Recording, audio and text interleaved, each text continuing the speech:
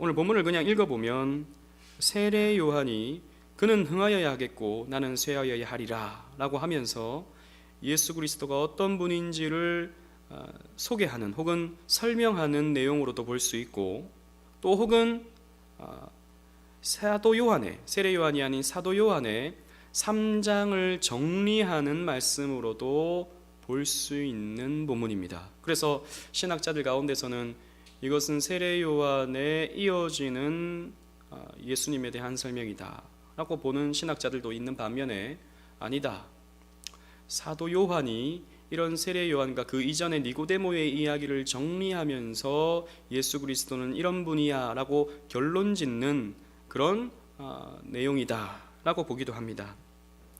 저는 이렇게 이 복음서를 읽어가면서 저는 조금 후자에 좀 무게를 두고 싶습니다.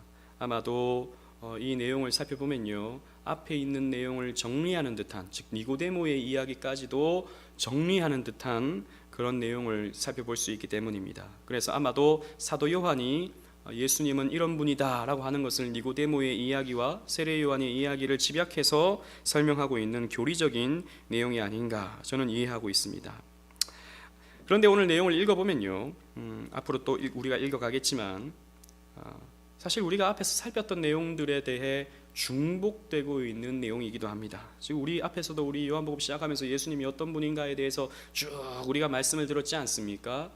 그 내용의 반복의 말씀이기도 합니다. 그래서 이 요한복음 강해를 쓰신 목사님들의 책이나 신학자들의 책을 보면 특히 강해 설교를 할 때는 이 본문을 뛰어넘는 그런 강해서가 참 많더라고요. 왜? 중복되니까.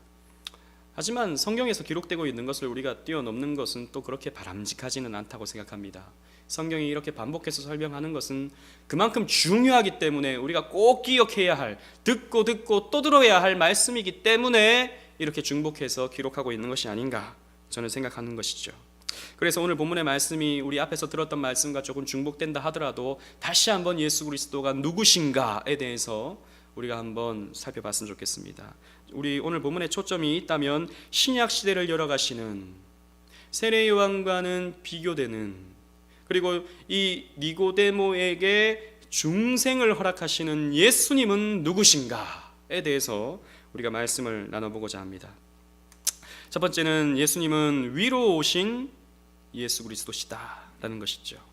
우리 31절로 33절 말씀을 우리 다 같이 한번 읽어보도록 하겠습니다. 시작. 위로부터 오시는 이는 만물 위에 계시고 땅에서 난 이는 땅에 속하여 땅에 속한 것을 말하느니라. 하늘로부터 오시는 이는 만물 위에 계시나니 그가 친히 보고 들은 것을 증언하되 그의 증언을 받는 자가 없도다. 그의 증언을 받는 자는 하나님이 참되시다는 것을 인쳤느니라. 아멘. 사도 요한은 예수님을 위로부터 오시는 이라고 소개하고 있습니다. 즉 예수님은 성령으로 잉태되신 청상보좌로부터 하나님과 함께 선재하시다가 역사 속으로 내려오신 분이시다라는 것이죠. 반면에 세례 요한은, 그리고 또 세례 요한을 비롯한 여러 구약의 선지자들은, 즉 이렇게 저물어가는 선지자의 시대 속에서 쓰임받은 사람들은 예수님과 비교할 때 땅에서 태어난 그런 사람들입니다. 그래서 이 세례 요한을 비롯한 구약의 선지자들은 땅의 것을 말할 수밖에 없는 것이죠. 즉 땅의 것이라고 했을 때는 인간의 제한된 사고로서 말할 수밖에 없는 그런 말들만 할 수 있다는 것이죠. 또 인간이 행할 수 있고 인간이 이해할 수 있는 것만을 세례 요한이나 구약의 선지자들은 말할 수 있는 것이죠. 그래서 구약의 선지자들의 전한 내용을 살펴보면 율법을 전했습니다. 하나님이 우리에게 이렇게 살라, 이것이 하나님의 뜻이다 라고 하는 율법의 말씀을 구약의 선지자들은 전했죠. 또 인간의 의무와 그 의무를 지키지 않을 때의 죄가 어떠한가에 대한 하나님의 말씀을 구약의 선지자들은 전했습니다. 그러나 예수님은 달랐습니다. 이 땅의 것이 아니라 하늘에 계신 분이시기 때문에, 하늘로부터 오신 이기 때문에 그분은 만물 위에 계신 분이신데 위의 것, 하늘의 것을 말씀하실 수 있는 분이시다라는 것이죠. 그래서 예수님은 복음을 전하셨습니다. 또 율법에 속박되는 것이 아니라 율법으로부터 자유하게 되는, 즉 이 말을 여러분 오해하지 마시기 바랍니다. 예수님은 율법을 폐하러 오시는 분은 아니시지만 구약의 율법에 매여 있던 이스라엘 백성들을 복음으로써 자유케 하신 분이시죠. 그런 면에서 예수님은 자유를 말씀하신 분이십니다.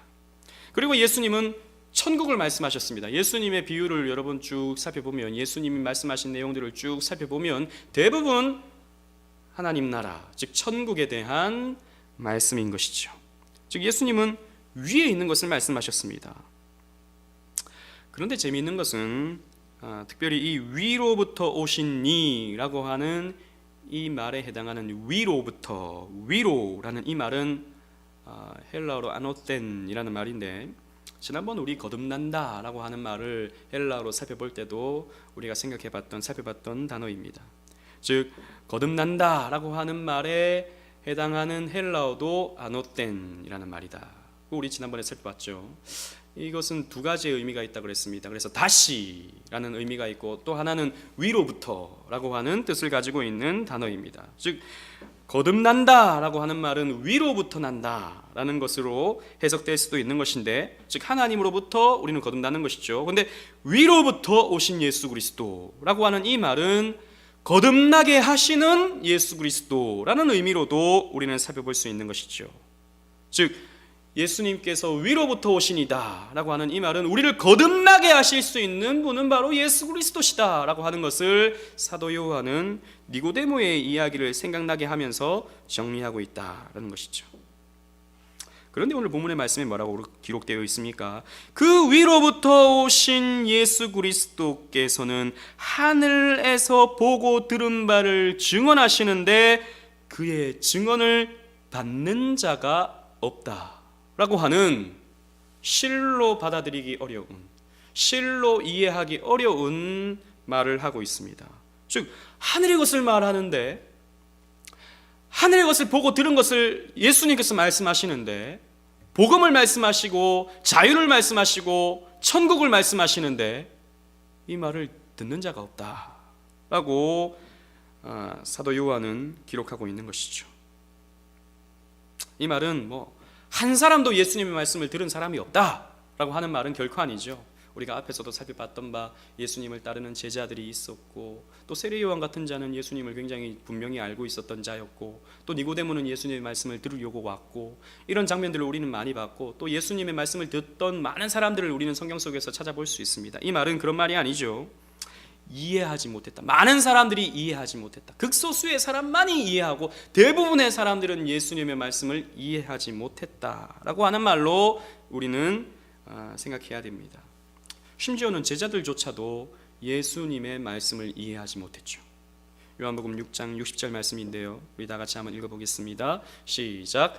제자 중 여럿이 듣고 말하되 이 말씀은 어렵도다, 누가 들을 수 있느냐 한데, 제자들조차도 예수님의 말씀을 듣고 이 말씀은 어렵다, 누가 이 말씀을 들을 수 있겠느냐 라고 이렇게 말하기도 했다는 것이죠. 잘 이해하지 못했습니다. 예수님이 십자가를 지시고 십자가에 달리시기까지도 제자들은 사실 예수님에 대해서 분명하게 이해하지 못했었죠. 또 뿐만 아니라 예수님 당대의 지식인이나 권력자들은 오히려 예수님의 말씀을 듣고 분노하고 예수님을 죽이려고까지 했던 것을 우리는 찾아볼 수 있습니다. 마가복음 3장 6절 말씀도 우리 다 같이 한번 읽어보겠습니다. 시작. 바리새인들이 나가서 곧 헤롯 당과 함께 어떻게 하여 예수를 죽일까 의논하더라. 바리새인들, 당시에 존경받던 스승들, 바리새인들, 또 헤롯 당, 즉 권력자들, 이런 사람들은 예수님의 말씀을 듣고 저놈을 어떻게 죽일까? 예수님의 말씀을 듣고 은혜 받는 것이 아니라, 하늘을 바라보는 것이 아니라 어떻게 죽일까를 생각했던 것이죠. 듣는 사람이 없었다, 못 알아들었다라는 것이죠.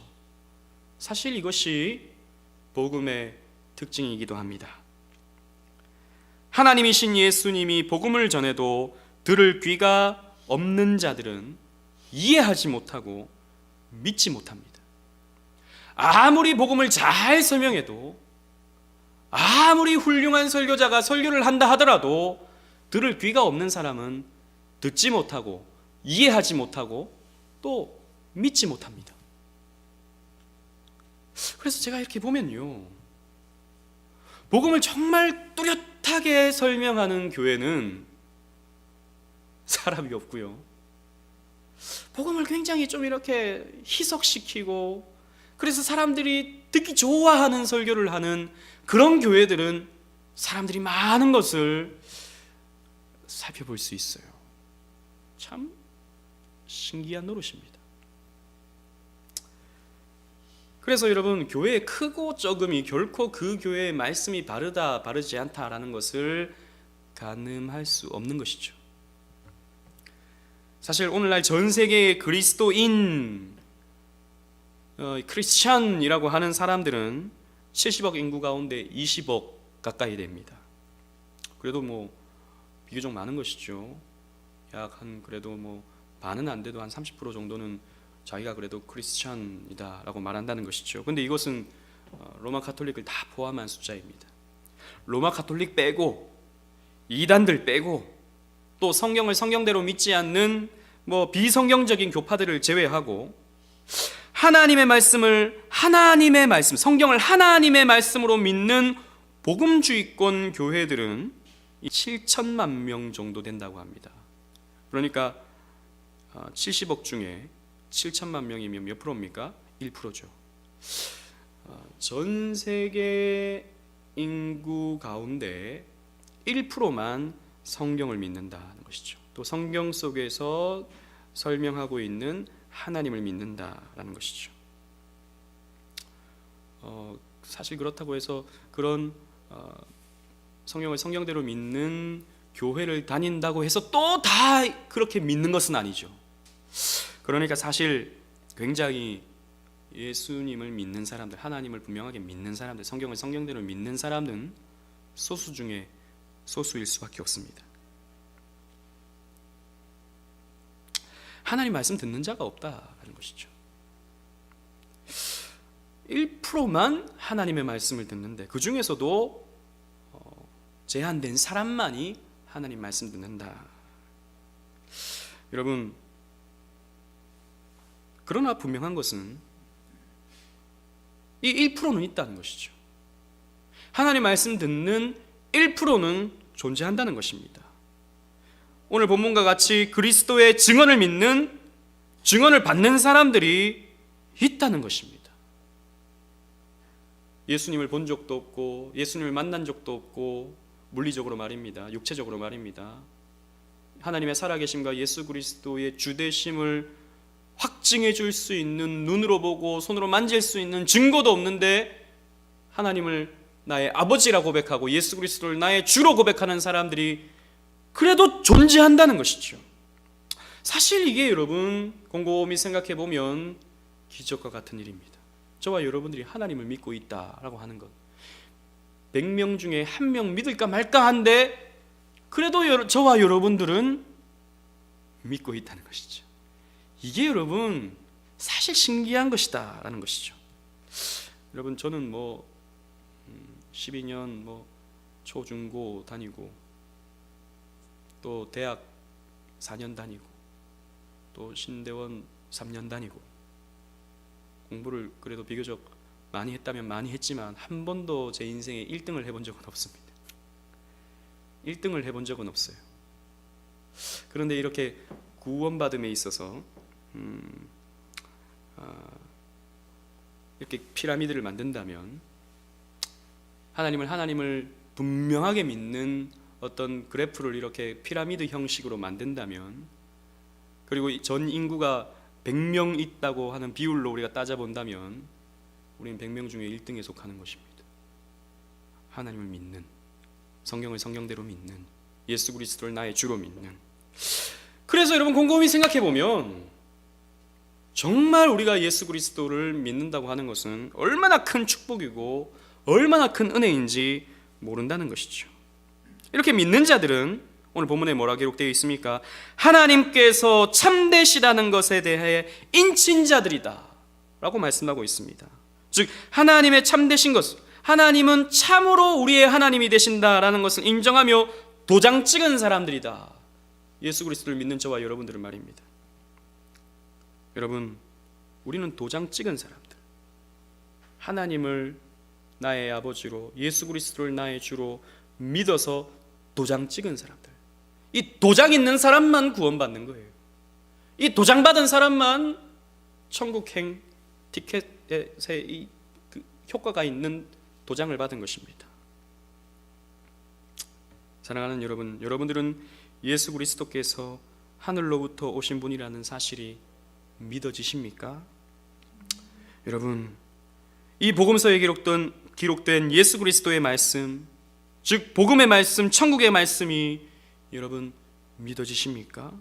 그렇다면 여러분들은 하나님께서 참되시다는 것에 인친 도장을 찍은 하나님의 사람들입니다. 놀라운 이 세상 수많은 사람들, 70억 명에 되는 사람들 가운데 구별된 1%도 안 되는 소수의 저와 여러분들은 들어가서 좁은 길, 걷지만 행복한 길, 생명의 길, 자유의 길, 천국의 길을 우리는 걷고 있다는 것이죠. 놀라운 하나님의 은혜가 아닐 수 없습니다. 두 번째 우리가 기억해야 될 것은 예수 그리스도는 하나님이 보내신 분이시다라는 것입니다. 우리 34절로 36절 말씀을 또 한번 다 같이 읽겠습니다. 시작. 하나님이 보내신 이는 하나님의 말씀을 하나니 이는 하나님의 성령이 한량없이 주심이니라. 아버지께서 아들을 사랑하사 만물을 다 그의 손에 주셨으니 아들을 믿는 자에게는 영생이 있고 아들에게 순종하지 아니하는 자는 영생을 보지 못하고 도리어 하나님의 진노가 그 위에 머물러 있느니라. 아멘. 사도 요한은 또 예수 그리스도를 하나님이 보내시니 라고 표현하고 있습니다. 앞에서는 하늘로부터 오시니 라고 표현했지만 이번에는 하나님이 보내시니 라고 하는 말로 표현하고 있습니다. 그리고 하나님의 말씀을 한다 라고 이렇게 했는데 하나님의 말씀을 하시는 그 배경에는 성령을 한없이 받으셨기 때문에, 즉 성부께서 성자에게 성령을 한없이 주셨기 때문에 하나님의 말씀을 한다 라고 이렇게 표현하고 있습니다. 여러분, 여기에서 우리가 교리적으로 조금 생각해 볼 어떤 내용이 있습니다. 뭐냐 하면 예수님께서 하나님의 말씀을 전하시는데 왜 성령을 받으셔야 했는가 라고 하는 질문입니다. 성부, 성자, 성령 동등하시고 동일한 본질을 가지셨는데 왜 예수님이 그냥 말씀하시면 곧 하나님의 말씀이 되는데 왜 또 성령의 부으심을 받는가 라고 하는 질문을 우리가 할 수 있다는 것이죠. 사실 이 부분에 대해서 우리가 설명하자면 너무 길기 때문에 다 설명하지 못하지만 또 여러 가지 신학적 이유가 있지만 오늘 본문에서 찾을 수 있는 답은 예수님께서 참 선지자가 되셔야 했기 때문입니다. 무슨 말이냐면 이 34절에 이 말씀은 예수님의 선지자 되심을 뚜렷하게 드러내주는 그런 말씀이라고 할 수 있습니다. 왜냐하면 구약의 선지자는요 하나님이 보내신 자이시기 때문입니다. 역대하 24장 19절 말씀인데요, 우리 다 같이 한번 읽어보겠습니다. 시작. 그러나 여호와께서 그들에게 선지자를 보내사 다시 여호와께로 돌아오게 하려 하심에 선지자들이 그에게 경고하였으나 듣지 아니하니라. 여호와께서 그들에게 선지자를 보내사, 즉 선지자는 하나님께서 여호와께서 보내신 자다라는 것이죠. 근데 오늘 본문에 뭐라 그랬습니까? 하나님이 보내신 자, 하나님이 보냈다 라고 이렇게 기록되어 있죠. 또 구약의 선지자는요 하나님의 말씀을 전하는 자입니다. 에스겔 13장 3절 말씀입니다. 다 같이 읽겠습니다. 시작.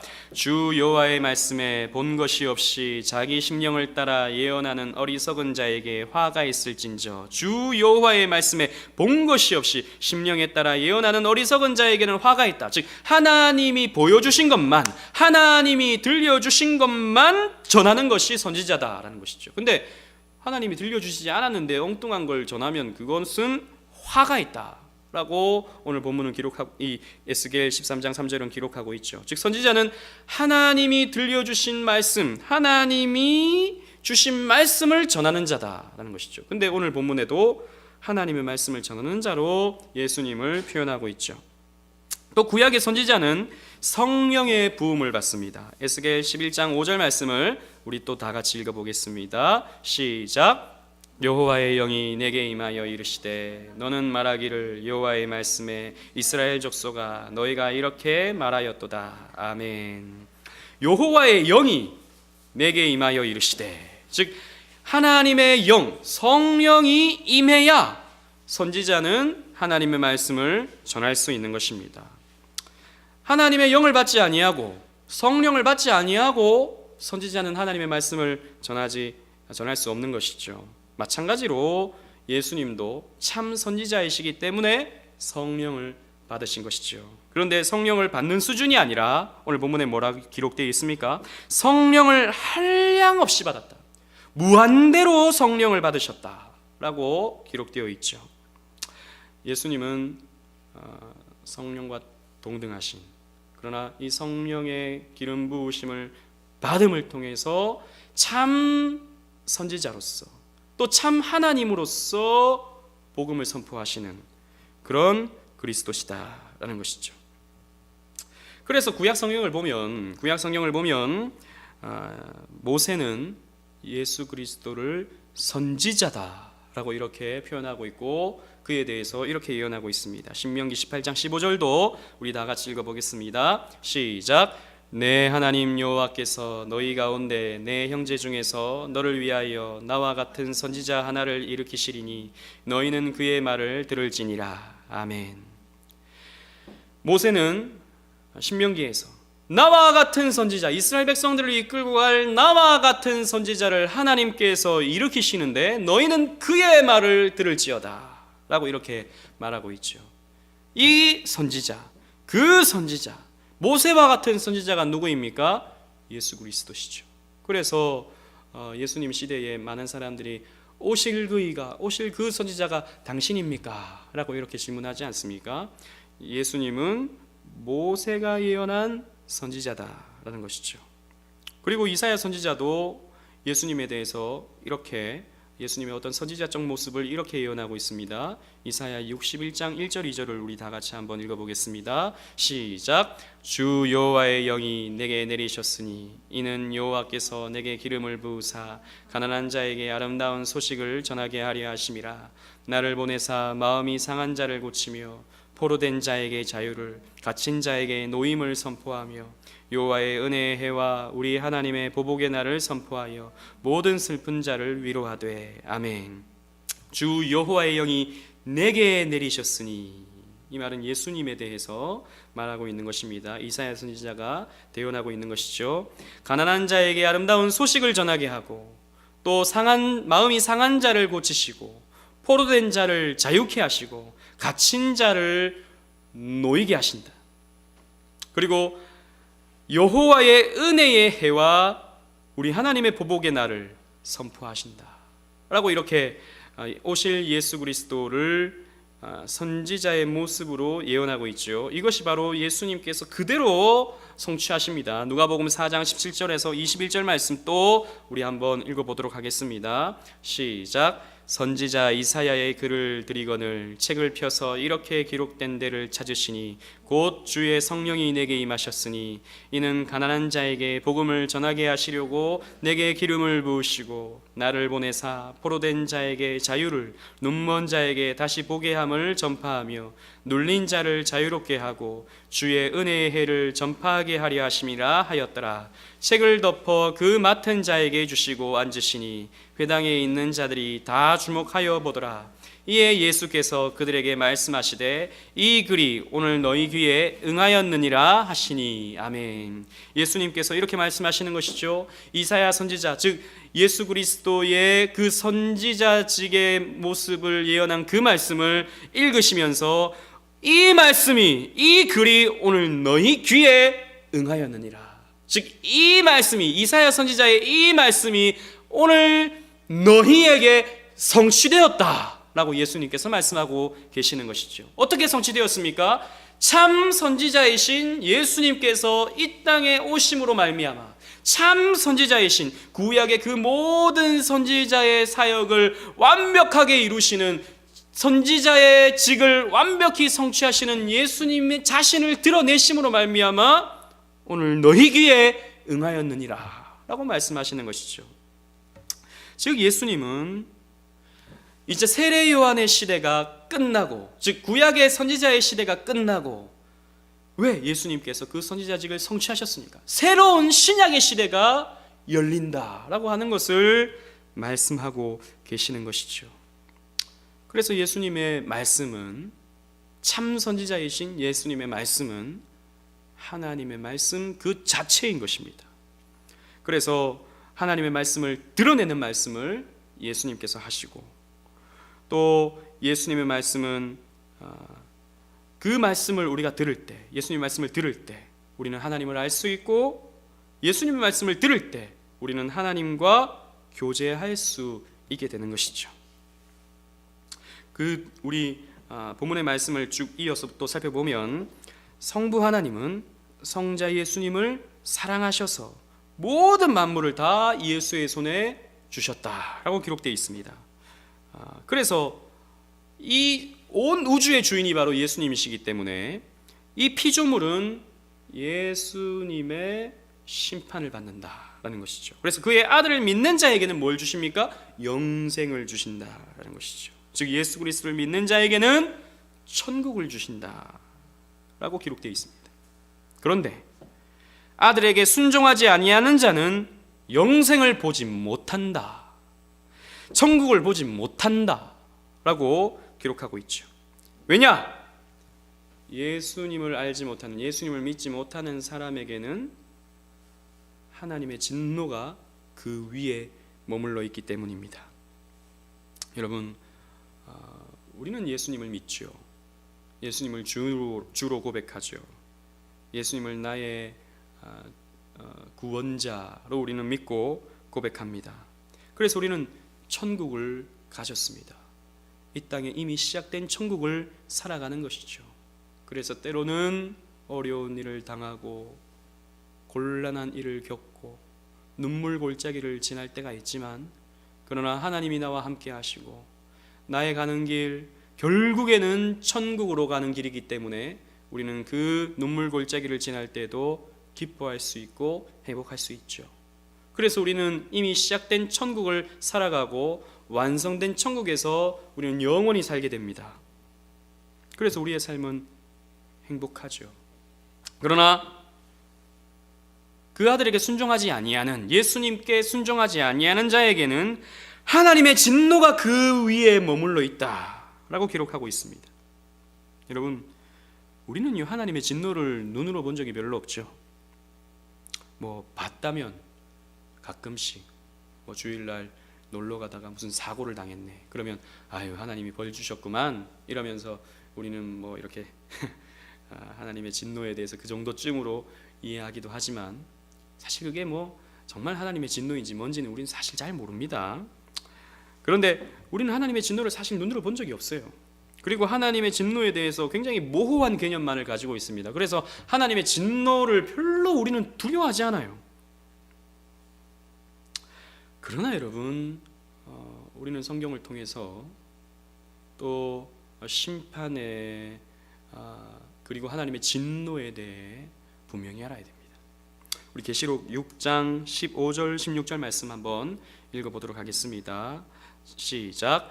땅의 하나님 임금들과 왕족들과 장군들과 부자들과 강한 자들과 모든 종과 자유인이 굴과 산들의 바위 틈에 숨어 산들과 바위에게 말하되 우리 위에 떨어져 보좌에 앉으신 이의 얼굴에서와 그 어린 양의 진노에서 우리를 가리라. 마지막 심판의 때에 이 땅의 임금들, 왕족들, 장군들, 부자들, 강한 자들, 이 세상의 모든 사람들이, 즉 하나님을 모르고 예수 그리스도께 순종하지 아니하는 자들이 뭐라 그러냐면, 산아 바위야 우리 위에 떨어져 달라. 차라리 그냥 깔려 죽겠다. 저 무서운 하나님의 얼굴, 저 무서운 어린 양의 진노로부터 우리를 덮어달라, 우리를 가려달라 라고 마지막 때에 사람들은 외칠 것입니다. 얼마나 무서운지, 얼마나 공포스러운지, 차라리 그냥 산에 깔리는 것이, 바위에 깔리는 것이 낫겠다라고 사람들은 생각할 것입니다. 우리는 하나님을 우리가 생각할 때는 너무 사랑의 하나님이시기 때문에 우리는 늘 용서하시고 늘 우리를 아껴주시고 늘 우리를 좋은 대로 인도하시는 하나님으로 우리는 생각하지만, 마지막 때에 심판의 때가 되면 하나님은 정말이지 불신자들에게는 이 세상에 존재하는 그 어떤 공포보다도, 우리가 뭐 공포영화 이렇게 보면 막 깜짝 놀라고 뭐 무서워하고 이러지 않습니까? 그 정도의 공포가 아닌 그냥 인생이 끝나기를, 그냥 시간이 그냥 끝나기를 바라는 듯한, 그 바랄 만큼 무서운 상상할 수 없는 공포를 그들은 겪게 될 것입니다. 조나단 에드워즈라고 하는 사람은 신학자이자 목회자였죠. 그가 했던 아주 교회사 속에서 중요했던 설교 제목이 하나님의 진노의 손에 붙들린 죄인들이라고 하는 설교였습니다. 그래서 하나님의 진노에 대해서 굉장히 뚜렷하게, 굉장히 분명하게 설교를 했었죠. 그래서 그때 당시에 이 하나님의 이 진노에 대해서 설교를 듣는 많은 사람들이 회심하고 하나님께로 돌이키게 되는 그런 역사를 교회사 속에서 우리는 찾아볼 수 있습니다. 조나단 에드워즈는 하나님의 진노에 대해서 이렇게 설명했습니다. 여러분 잘 들어보십시오. 불신자들이 장차 받게 될 형벌은 하나님의 진노입니다. 하나님은 악인들에게 자신의 진노를 쏟을 것이라고 자주 말씀하셨습니다. 악인들은 자신이 받을 진노를 스스로 쌓아 올립니다. 악인들은 진노의 그릇으로 하나님이 부으시는 순수한 진노의 잔을 마시게 될 것입니다. 하나님은 지금 이 세상 속에서도 죄인들에게 이따금 벌을 내리시지만 큰 자비로 자신의 진노를 제한하십니다. 그러나 하나님은 마지막 그날 자비가 전혀 섞이지 않은 전적으로 진노만 쏟아부으실 것입니다. 여러분, 오늘날 우리 살아가는 이 세상은 일반 은총의 영역이고 일반 은총을 누리는 세상이기 때문에 하나님은 진노를 감추고 계시죠. 그리고 부분적으로만 벌을 주십니다. 그러나 마지막 때에는 순수한 하나님의 진노, 제한하시지 아니하는 100%의 하나님의 진노, 무서운 하나님의 진노, 공포스러운 하나님의 진노가 아들에게 순종치 아니하는 자에게 쏟아지게 될 것입니다.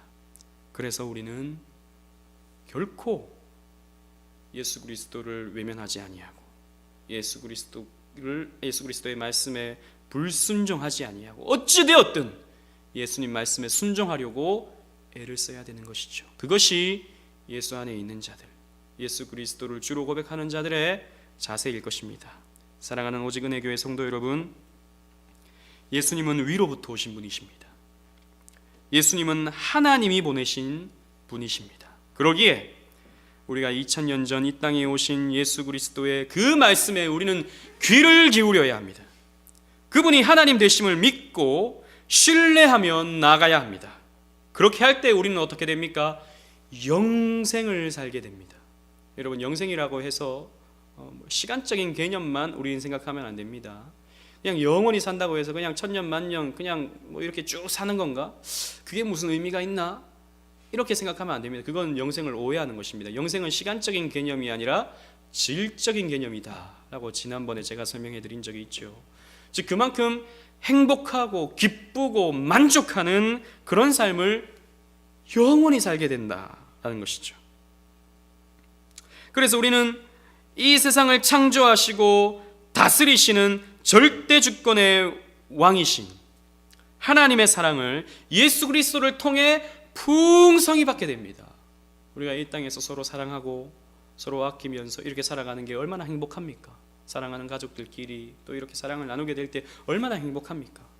그러나 이 세상의 가족들이 나누는 그 사랑보다 훨씬 더 뜨겁고 훨씬 더 풍성하고 훨씬 더 가치 있는 사랑을 우리 성부 하나님 아버지와 성자 예수 그리스도와 성령 하나님과 우리는 저 천국에서 나누게 될 것입니다. 그래서 사도 요한은 영생에 대해서 이렇게 기록합니다.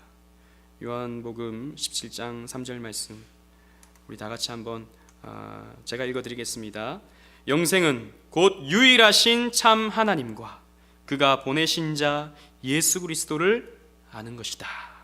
영생은 유일하신 하나님과 그 보내신 예수 그리스도를 아는 것이 영생이다 라고 기록하고 있습니다. 여러분, 우리가 영생을 산다, 영생을 준비한다, 내가 영생을 얻었다 라고 하는 것은 하나님을 아는 것입니다. 그리스도를 아는 것입니다. 그래서 오늘 본문에서 어떻게 기록되어 있습니까? 그리스도는 하늘로부터 오신 분, 하늘에서 오신 이, 위로부터 오신 이, 또 하나님이 보내신 자, 이렇게 기록되고 있는 것이죠. 예수님을 알아야 됩니다. 그냥 우리가 예수 믿는다 할 것이 아니라 그 예수님이 어떤 분인지를 알아야 되는 것입니다. 예수님이 어떤 분이신지 알아야 예수님을 사랑할 수 있고 예수님을 믿을 수 있는 것이죠. 그래서 우리는 이 한평생 성경을 통해서 예수님을 배워야 하는 것이죠. 그리스도를 알아갑시다. 그리스도를 배워갑시다. 성경이 가르쳐주는 대로 예수님을 배우고 믿으십시다. 그렇게 함으로 이 땅에서부터 영생을 살아가시는 우리 오직은혜 교회의 모든 권속들 되시기를 주님 이름으로 축원합니다. 아멘.